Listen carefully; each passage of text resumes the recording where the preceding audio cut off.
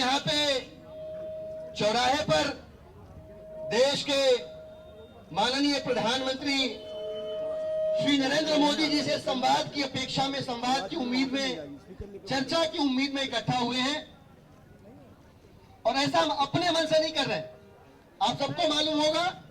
और जहां तक मेरी आवाज इस बाजार में पहुंच रही है, मंडावली क्षेत्र के सभी नागरिकों को भी पता होगा कि माननीय मोदी जी ने भाव विह्वल होकर बहुत भारी मन से इस देश के सामने अपनी इज्जत का वास्ता देकर वायदा किया था कि मुझे 30 तारीख तक का समय दे दो, मुझे 50 दिन की मोहलत दे दो, इस देश की तस्वीर ना बदल लूं तो इस देश के किसी भी चौराहे पर बुला लेना और जो सजा जायज लगे वो सजा दे देना। माननीय मोदी जी, इस देश के आम आदमी के संस्कार ऐसे नहीं है कि वो आपको सजा दे, वो आपको जूतों की माला पहनाए, वो आपके साथ बदतमीजी से पेश आए, वो आपकी इस नापाक हरकत के लिए आपके साथ कोई गलत काम करे। इस देश का जनमानस बहुत मृदुल है, बहुत मुलायम है, बहुत इंक्लूसिव है, पर कम से कम आपके इस वायदे के ऊपर यकीन करके जिस देश की आम जनता ने 50 दिनों तक धैर्य धारण किए रखा, 50 दिनों तक लाइनों में अपने आप को कुर्बान करती रही, अपनी दुकानें छोड़कर, अपने मकान छोड़कर, अपने बच्चे छोड़कर, अपनी खेती छोड़कर, अपना व्यापार छोड़कर, अपनी मेहनत की कमाई को एटीएम से, बैंक से निकालने के लिए 2-2, 4-4, 5-5, 8-8 घंटे बैंकों के बाहर सर्दियों में ठिठुरते हुए बिताए हैं लोगों ने। उस देश की जनता कम से कम आपके वायदे पर 50 दिन इंतजार करने के बाद ये हक तो रखती है कि 50 दिनों का आपसे हिसाब ले सके। आप बताइए, हिसाब लेना चाहिए कि नहीं लेना चाहिए? 50 दिन तक आपने धैर्य धारण करके रखा, इन 50 दिनों में कम से कम इतना तो देश पूछ सकता है कि मोदी जी आप बताएं, इन 50 दिनों में देश ने क्या खोया और क्या पाया? कम से कम इतना पूछने का अधिकार है कि नहीं हमको? हाथ उठा के बताइए, हक है कि नहीं हमको? सबको हक है, अधिकार है कि नहीं भाई साहब? अधिकार है, सब बता रहे। भाई साहब ऊपर बैठे हैं, वो भी कह रहे बहन जी आप बताइए अधिकार है कि नहीं? हाथ उठा के बताइए।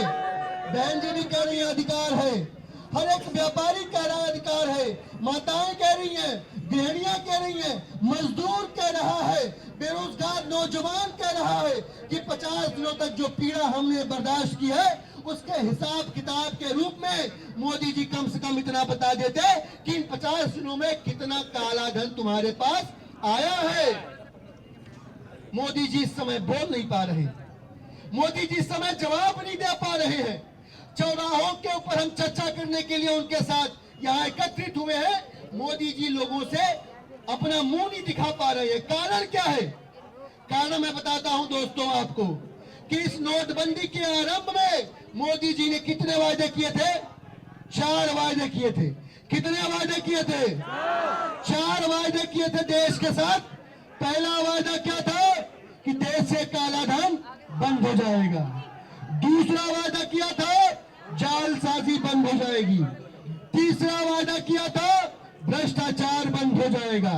और चौथा वायदा किया था आतंकवादियों की अवैध फंडिंग रुक जाएगी, आतंकवाद का खात्मा हो जाएगा। आप बताइए इन 50 दिनों में क्या इनमें इन चारों में से कोई भी काम हुआ है? इन चारों में से कोई भी काम हुआ? काला धन खत्म हुआ? जालसाजी नोटों की बंद हुई? भ्रष्टाचार रुका? आतंकवादियों की फंडिंग रुकी? अब मैं यहाँ पे बाजार के अंदर ही खड़ा हूँ, आप सभी बाजार के बीचों बीच खड़े हैं। यहाँ बहुत सारे व्यापारी भाई भी खड़े होंगे। हाथ उठा के बताइए, आप में से किसी ऐसे कोई ऐसा उद्योग धंधा है, कोई ऐसा व्यापार है जो चमक गया 50 दिनों के अंदर? हाथ रख बताइए, किसका किसका उद्योग धंधा बुरी तरह से बर्बाद हो गया नोटबंदी के अंदर? हाथ भाइये, किसका किसका व्यापार प्रभावित हुआ है? सबका व्यापार इस नोटबंदी की वजह से प्रभावित हुआ है। हर शख्स जो रोज कुआं खोद कर पानी पीता है, जो रोजाना परेशान रहा है लाइनों के अंदर, जिसने अपने बच्चों के साथ वक्त बिताने की बजाय लाइनों के अंदर वक्त बिताया है। और हमारी खुशनसीबी है कि हमारे साथ शहनाज भाई है, एक बार इनका ताली बजा के इनका स्वागत कीजिए।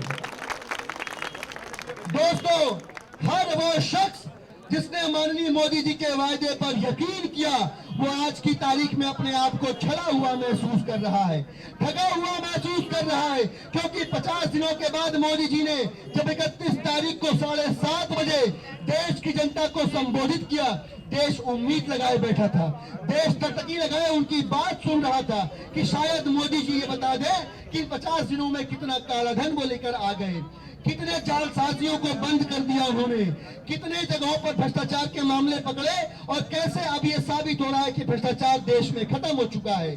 काश के मोदी जी 50 दिनों के बाद उस संबोधन में बता पाते कि देशवासी अपने घरों में निश्चिंत होकर सो सकते हैं, क्योंकि मैंने नोटबंदी के जरिए इस देश में आतंकवाद का खात्मा कर दिया, समाप्ति कर दी है। पर अफसोसनाक ये रहा कि इनमें से कोई भी बात माननीय मोदी जी ने 50 दिनों के बाद किए गए अपने संबोधन में नहीं की है। दोस्तों, अगर वो इनमें से कोई एक बात भी कहते तो हम उनकी बात पे यकीन करते।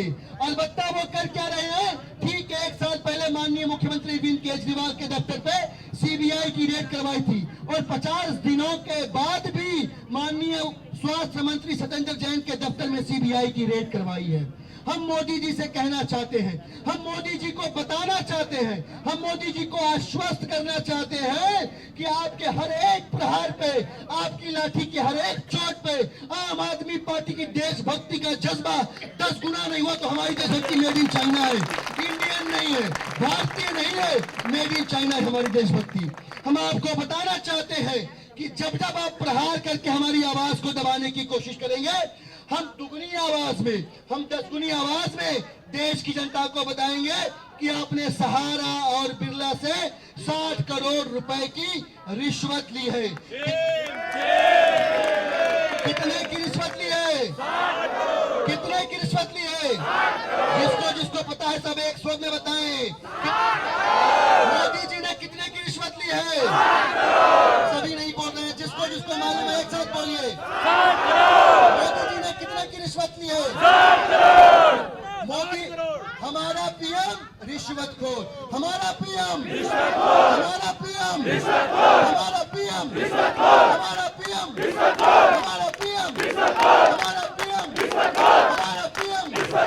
रिश्वतखोरी की जांच करो, रिश्वतखोरी की जांच करो, सहारा बिरला की जांच करो, सहारा बिरला की जांच करो, रिश्वतखोरी की जांच करो, भाजपा वाले जांच करो, रिश्वतखोरी की जांच करो। तो ये जांच नहीं कराएंगे, ये जांच नहीं कराएंगे, ये सीबीआई की रेड कराएंगे, ये एसीबी से केस कराएंगे, हमारे नेताओं को फर्जी केसेस में बंद कराएंगे। पर ये भूल जाते हैं कि आम आदमी पार्टी वाले ऐसी मिट्टी के बने हैं कि उन पे केस कराओ, उन पे डंडे पड़ाओ, उनको जेल भिजवाओ, पर आम आदमी के हक की आवाज, आम आदमी के संघर्ष की आवाज, आम आदमी के हित की आवाज कल भी बुलंद करते थे, आज भी बुलंद करते हैं, आगे भी बुलंद करते रहेंगे। दोस्तों, आज यहाँ पे हम चौराहे पर चर्चा करने के लिए इकट्ठा हुए हैं और इस चर्चा के दौरान हम मोदी जी से पूछना चाहते थे कि मोदी जी, आप ये बताइए, आपके चारों दावे फेल हो गए। आपने रिलायंस के बाद पेटीएम का ऐड किया सिर्फ 500 रुपए में। जितने दुकान वाले सुन रहे हैं, अगर उनको लगता हो कि मोदी जी की फोटो लगाने से दुकान चमकेगी, लगा सकते हो, सिर्फ 500 रुपया लेते हैं वो मोदी जी फोटो लगाने के लिए। पर तकलीफ की बात यह है कि पेटीएम और रिलायंस के अलावा कोई लगाने को तैयार नहीं, क्योंकि लगाएंगे तो दुकान की सेल्स तुरंत जमीन में चली जाएगी, पाताल में चली जाएगी। हम पूछना चाहते हैं मोदी जी से कि आपने पेटीएम से कितने पैसों की डील करी है, कितने रुपयों की सेटिंग करी है, क्यों आपकी सरकार पेटीएम को प्रमोट कर रही है, क्यों आप पेटीएम के विज्ञापनों में अखबारों के ऊपर नजर आ रहे हैं। आप मोदी जी चाइनीज सामानों का बहिष्कार करते करते पेटीएम नाम की एक चाइनीज कंपनी के ब्रांड एम्बेसडर कैसे बन गए। हम पूछना चाहते हैं माननीय मोदी जी से कि भारतीय जनता पार्टी का हर एक छोटा या बड़ा नेता आज की तारीख में पेटीएम को क्यों प्रमोट कर रहा है? आपकी राजनीतिक बैठकों के अंदर, आपकी पॉलिटिकल मीटिंग्स के अंदर पेटीएम को क्यों प्रमोट किया जा रहा है? क्या भारतीय जनता पार्टी और नरेंद्र मोदी ने पेटीएम से पैसे खाए? ये पहला सवाल हम पूछना चाहते हैं माननीय मोदी जी से। दूसरा सवाल पूछना चाहते हैं मोदी जी से कि अगर आपने पेटीएम से पैसे खाए हैं तो देश को आगे आके बताइए कि पेटीएम से जो ये पैसे खाए हैं आपने, ये कैशलेस ट्रांजैक्शन था, कैश में लिया था कि ये काला धन था? ये देश जानना चाहेगा। तीसरा सवाल, यदि मोदी जी और भारतीय जनता पार्टी ने देश से पैसे लिए हुए हैं तो हम पूछना चाहते हैं माननीय मोदी जी से कि देश के साथ समझौता करने की, देश के सपनों के साथ खिलवाड़ करने की, देश के आम आदमी की कमर तोड़ने की, 150 लोगों की जान लेने की, उसके ऊपर कुछ न कहने की जो आपने शर्मनाक हरकत करी है, इस हरकत को अंजाम देने के लिए आपने पेटीएम से कितने पैसे लिए हैं? हम पूछना चाहते हैं माननीय मोदी जी से, भारतीय जनता पार्टी वालों से कि क्या भारतीय जनता पार्टी अब पेटीएम जैसे चाइनीज कंपनियों की गुलाम हो गई है? क्या मोदी जी के माध्यम से भारतीय जनता पार्टी को पेटीएम जैसी चाइनीज कंपनियां चला रही हैं? और एक आखिरी सवाल और पूछना चाहते हैं माननीय मोदी जी से, वो सवाल ये है कि चाइनीज कंपनियां और चाइना स्वयं ही देश का दुश्मन बना हुआ है, पाकिस्तानी आतंकवादियों का साथ देता है। ऐसी कंपनियों को आप एडवर्टाइजमेंट करते हैं, ऐसी कंपनियों के आप ब्रांड एम्बेसडर बनते हैं, ऐसी कंपनियों को आपके नेता प्रमोट करते हैं। हम आपसे जानना चाहते हैं कि चाइनीज कंपनियों को प्रमोट करने के बाद क्या आप इस देश की आंतरिक और बाहरी सुरक्षा के साथ खिलवाड़ नहीं कर रहे हैं? ये सवाल हमारे थे जो हम माननीय मोदी जी से चौराहे पर चर्चा के दौरान पूछना चाहते थे। अफसोस ये रहा कि 50 दिन बीत गए, माननीय मोदी जी का हर दावा झूठा साबित हुआ, माननीय मोदी जी का हर वायदा गलत साबित हुआ। सिर्फ दिल्ली के अंदर 60% लोग बेरोजगार हो चुके हैं अनऑर्गेनाइज सेक्टर के अंदर। फरीदाबाद के अंदर 45,000 से अधिक नौकरियां खत्म हो चुकी हैं। नोएडा के अंदर 50% से अधिक लोग बेरोजगार हो चुके हैं। पूरे देश के अंदर 18 करोड़ से ज्यादा लोग जो अनऑर्गेनाइज सेक्टर में काम करते हैं, उनके ऊपर बेरोजगारी की तलवार लटक रही है। हम जानना चाहते हैं माननीय मोदी जी से कि बेरोजगार होते हुए लोगों के लिए आपने क्या सोचा है? मोदी जी, आप इतने संवेदनहीन हो गए कि कम से कम 20 बार 50 दिनों के अंदर सार्वजनिक स्थानों से आपने भाषण दिया। 150 से अधिक लोग मर गए हैं।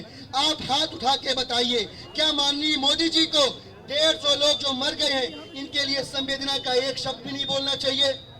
हाथ उठा के बताइए, बोलना चाहिए कि नहीं बोलना चाहिए? अगर उन्होंने नहीं बोला तो देश क्या ये नहीं माने कि देश की सरकार माननीय नरेंद्र मोदी जी अपने ही देश के नागरिकों के खिलाफ हो गए हैं?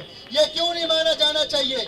ये क्यों नहीं देश माने कि आपको इस बात से कोई फर्क नहीं पड़ता कि आपके देश में लोग जी रहे हैं कि लोग मर रहे हैं? आपको मतलब किससे है? आपके अमीर दोस्तों को फायदा पहुंचना चाहिए। आपको मतलब किससे है कि आप आसानी से नोटबंदी के नाम पर 8 लाख करोड़ रुपए का घोटाला कर सके? आपको मतलब किससे है कि भारतीय जनता पार्टी वालों का काला धन सफेद हो जाए? आपको मतलब किससे है कि वे सारे लोग, वो सारे अमीर दोस्त आपके बड़े बड़े उद्योगपति जिन्होंने देश का पैसा कर्जे के रूप में ले रखा है, जनता का पैसा चूस के उनकी कर्ज माफी कर दे, सिर्फ इस बात से आपको मतलब है? दोस्तों, यहाँ पे हमारे पास कुछ फॉर्म्स हैं। हमारे पास नोटबंदी के नाम पर आज जो हम ये जन सुनवाई कर रहे हैं, इस जन सुनवाई के लिए एक फॉर्म है। ये फॉर्म, ये प्रपत्र जनता का आदेश पत्र है। इस आदेश पत्र में जो लिखा हुआ है मैं आपको पढ़ के सुना देता हूं। इस आदेश पत्र की सीमित प्रतियां यहाँ पर उपलब्ध है, करीब 100 प्रतियां। यहाँ पे संख्या बहुत ज्यादा है। आप इसकी फोटोकॉपी करवा लें, इसकी सॉफ्ट कॉपी लेके इसका प्रिंट आउट ले लें। इसमें लिखा क्या हुआ है मैं पढ़ देता हूँ। नोटबंदी पर जन सुनवाई, चौराहे पर चर्चा के बाद जनता का आदेश पत्र। ध्यान से सुनिएगा। प्रधानमंत्री श्री नरेंद्र मोदी ने देश के नागरिकों से कहा था कि नोटबंदी के 50 दिन बाद जनता उन्हें जिस चौराहे पर बुलाएगी और जो सजा देगी वो मानेंगे। इस चौराहे का नाम क्या है भाई साहब? ऊर्जा विहार चौराहा, मंडावली क्षेत्र के अंदर। यह ऊर्जा विहार की सब्जी मंडी का चौराहा है। आज दिनांक 2 जनवरी 2023 2017 को ऊर्जा विहार के अंदर सब्जी मंडी चौराहे पर जो लक्ष्मी नगर विधानसभा क्षेत्र के अंदर आता है, हम सभी यहाँ पर उनके वायदे के मुताबिक इकट्ठा हैं। जनता ने मोदी जी के वादे के मुताबिक उनका चौराहे पर इंतजार किया और वो नहीं आए। हमने जन सुनवाई की और जन सुनवाई में यह साफ हो गया कि प्रधानमंत्री ने नरेंद्र मोदी जी ने नोटबंदी का फैसला अपने दोस्तों का काला धन सफेद करने के लिए और उनका कर्ज माफ करने के लिए किया था। नोटबंदी के नाम पर 8 लाख करोड़ रुपए का घोटाला किया गया था।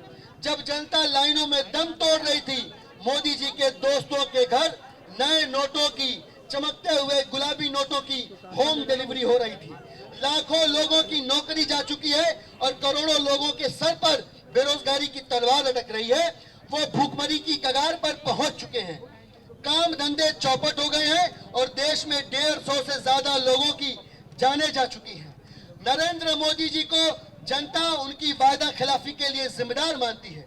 जनता नरेंद्र मोदी जी को दोषी मानकर, और चूंकि जनता ही लोकतंत्र के अंदर सर्वोपरि होती है, इसलिए जन सुनवाई के अंदर मौजूद जनता ने फैसला किया है कि उनकी वादा खिलाफी की वजह से जनता उन्हें प्रधानमंत्री पद से बर्खास्त करती है। हाथ उठा के बताइए कौन कौन सा है? हाथ उठाइए, 1 मिनट, सब लोग हाथ उठाइए। जो साथी प्रधानमंत्री को उनकी वादा खिलाफी की वजह से इस जनादेश पत्र पर सिग्नेचर करके, हस्ताक्षर करके बर्खास्त करना चाहते हैं, लोकतंत्र के अपने अधिकार का आज यहाँ पे एक सांकेतिक प्रदर्शन करना चाहते हैं अपने अधिकार का, वो हाथ उठा के बताएं। नरेंद्र मोदी हाय हाय हाय हाय, नरेंद्र मोदी हाय हाय हाय हाय। दोस्तों, मैं प्रतीक स्वरूप इस फॉर्म के ऊपर सिग्नेचर करके यहाँ से इस जनादेश पत्र को आरंभ करता हूँ, जिसमें जिसके पास ये कागज पहुंच गया है, इस पे हस्ताक्षर करिए, जगह का नाम लिखिए, फेसबुक पे शेयर करिए, ट्विटर पे शेयर करिए, व्हाट्सएप ग्रुप पे शेयर करिए और माननीय मोदी जी के कानों तक ये बात पहुंचाइए कि आप अपने एयर कंडीशन कमरों में चैन से बैठ सकते हैं, पर इस देश की जनता ने अभी तक संघर्ष का साथ नहीं छोड़ा है। इस देश का आम आदमी अभी भी अन्याय के खिलाफ अपनी आवाज उठाने को नहीं भूला है। हम कल भी संघर्ष करते थे, आज भी संघर्ष करते हैं और आपके अन्याय के खिलाफ आने वाले वक्त में भी संघर्ष करते रहेंगे। दोस्तों, ये आदेश पत्र जो यहाँ पे मैं आपको दिखा पा रहा हूं, मैंने अपने वायदे के मुताबिक, अपनी बात के मुताबिक माननीय नरेंद्र मोदी जी को उनकी वायदा खिलाफी के लिए जिम्मेदार मानते हुए, चूंकि लोकतंत्र में जनता सर्वोपरि होती है, लोकतंत्र की आत्मा का सम्मान करते हुए, संविधान की मूल धारणा का सम्मान करते हुए, यहाँ में अपने अधिकार का प्रयोग करते हुए, यहाँ पे जनता के अधिकार का प्रयोग करते हुए, उनके वायदा खिलाफी की वजह से मैं उनको यहाँ से बर्खास्त करता हूँ प्रधानमंत्री पद से। जिस साथी के पास ये प्रपत्र है वो इस पे हस्ताक्षर करे और माननीय मोदी जी को प्रधानमंत्री पद से 150 लोगों की जान जाने के लिए जिम्मेदार मानते हुए, नोटबंदी से के दुष्परिणामों के लिए जिम्मेदार मानते हुए, काम धंधा चौपट होने के लिए जिम्मेदार मानते हुए, बेरोजगारी छाने के लिए जिम्मेदार मानते हुए उनको प्रधानमंत्री पद से बर्खास्त करें और इस तस्वीर को ज्यादा से ज्यादा लोगों तक पहुंचाएं। अपनी साइन की हुई इस कॉपी को सोशल मीडिया पे, फेसबुक पे, ट्विटर पे, हर जगह जहां जहां आप शेयर कर सकते हो वहां इसको शेयर करें। बहुत बहुत शुक्रिया। इंकलाब जिंदाबाद। जय हिंद, जय भारत। भारत माता के, भारत माता के, भारत माता के। नरेंद्र मोदी हाय हाय, नरेंद्र मोदी शर्म करो, नरेंद्र मोदी शर्म करो, नरेंद्र मोदी इस्तीफा दो, नरेंद्र मोदी जवाब दो, नरेंद्र मोदी हिसाब दो, पेटीएम से पैसे खाए, पेटीएम से पैसे खाए,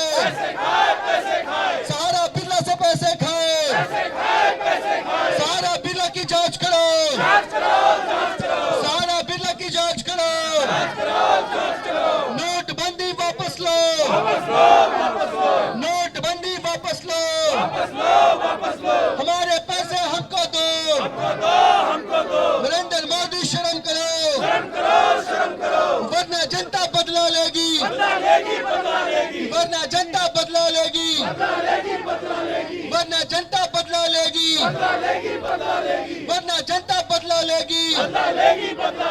19 में फिर खाट उठेगी, 19 में फिर खाट उठेगी, 19 में फिर खाट उठेगी।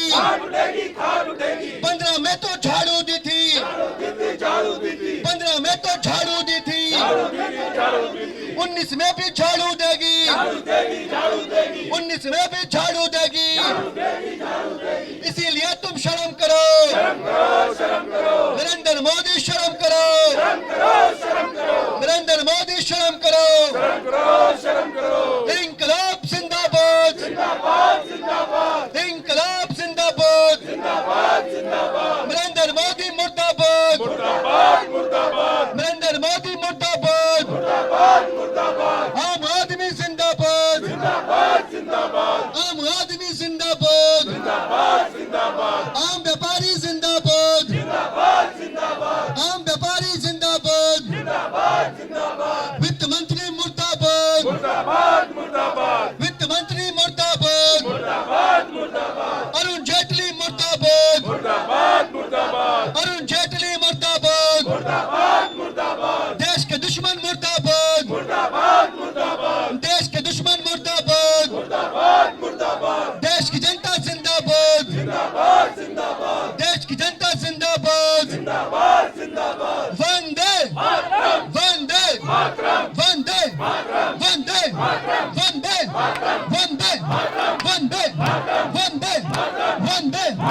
भारत माता के, भारत माता के, भारत माता के। बहुत बहुत शुक्रिया। इंकलाब जिंदाबाद। यहाँ नोटबंदी के खिलाफ जो आवाजें यहाँ पे इकट्ठा हुई हैं, उन आवाजों को देश के हर दर्द की सौगंध, उस आवाजों को देश के हर एक आम आदमी के पीड़ा की सौगंध। नोटबंदी के बारे में जो कुछ भी आप जानते हैं, नोटबंदी के घोटाले के बारे में जो कुछ भी आप जानते हैं, रोज 10 नए लोगों को बताइए। माननीय मोदी जी के इस दुष्चक्र को एक्सपोज कीजिए। माननीय मोदी जी की साजिश को देश के खिलाफ दुनिया के सामने लेकर आइए, वरना आपका यहाँ पे आना विफल होगा। बहुत बहुत शुक्रिया। जय हिंद, जय भारत।